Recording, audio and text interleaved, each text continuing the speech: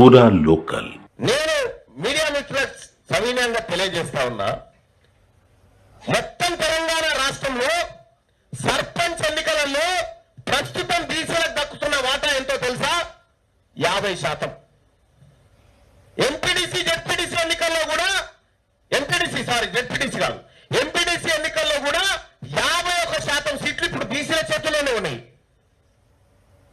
42 అంటే ఇంకెంత తక్కువ అన్నట్టు. అంటే మమ్మల్ని 42 కాడ ఫిక్స్ చేసి మిగతా ఎంత మీరు వంచక తిందామనా? ఇది నడవది. నీ 15 నువ్వు తీసుకొని పక్క జరుగు, నీ 15 నువ్వు తీసుకొని దాంట్లోకే మేము అడుగుతాం. మాకు కావాలంటున్నాము. ఇలా ఈడబ్ల్యూఎస్ రిజర్వేషన్ 4% లేని అగ్రవర్ణ పేదలకు 10% రిజర్వేషన్ వచ్చినప్పుడు 60% ఉన్న బీసీలకు 42% ఇస్తా అంటే మీ తాత జాగిర ఏమైనా ఇయ్యడానికి?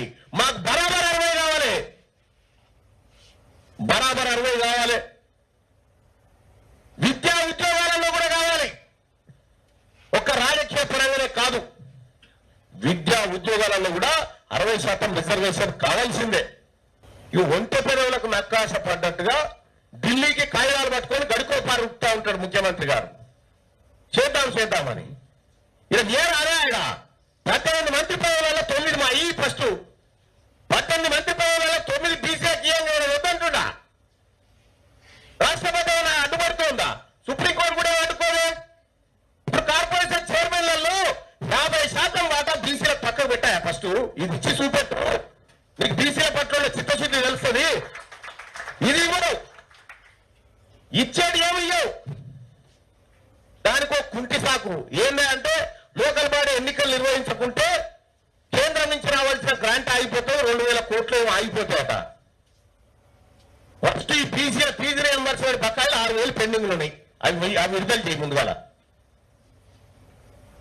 కేవలం బీసీలను మధ్య పెడుతూ బీసీల ఓట్ల కోసం నాటకాలు ఆడుతున్నాయి ఈ రాజకీయ పార్టీలన్నీ. బీసీ ప్రజలారా, ముఖ్యంగా నిజామాబాద్ పౌరుషంగల బిడ్డలారా, బీసీ యోగులారా, ఇవి ఎప్పటికీ కూడా మన పార్టీలు కాదు.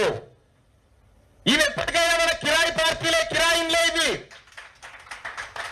కాబట్టి తెలంగాణ రాష్ట్రంలో ఒక సరికొత్త బీసీల ఆత్మగౌరవం బయటికి రావాలి, ఆ జెండా బయటికి రావాలి, ఆ పార్టీ బయటికి రావాలి.